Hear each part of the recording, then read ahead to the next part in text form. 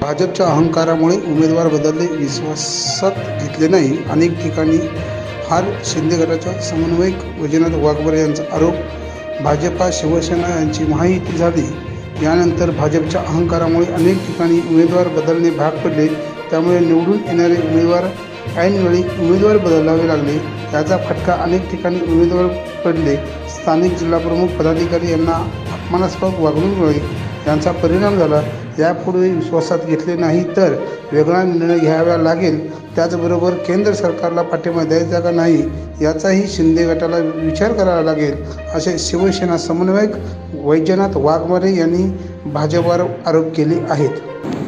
महायुतीमध्ये Bharatiya Janata party हा आमचा मोठा भाऊ आहे, परंतु मोठ्या भावाला महायुतीमध्ये माननीय एकनाथभाई शिंदे साहेबांच्या नेतृत्वाखाली काम करणाऱ्या शिवसेनेच्या कार्यकर्त्यांना जी सापत्नक वागणूक दिली, निवडणूक प्रचारामध्ये त्यांना जे सोबत घेतलं गेलं नाही, त्यांना विचारात घेतलं गेलं नाही, त्याच्यामुळं भारतीय जनता पार्टी यांचंही नुकसान झालं आणि शिवसेनेच्याही 5 उमेदवाराचं नुकसान झालं. आज जरी आम्ही 7मध्ये निवडून आलो असलो तरी आम्ही आणखी 5 लोक निवडून कशी आणले असतील. तिथं आमचं मतदान आहे, तिथं काम आहे, तिथं मानसन्मान आहे आणि तिथं कार्यकर्ते आहेत. परंतु भारतीय जनता पार्टीने आपला अहंकार जोपासला.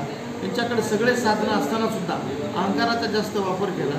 त्याचं उत्तम उदाहरण सांगायचं झालं तर बीडची निवडणूक असेल, जालन्याची निवडणूक असेल, नांदेडची निवडणूक असेल आणि यवतमाळची आणि तुमची अमरावतीची निवडणूक असेल.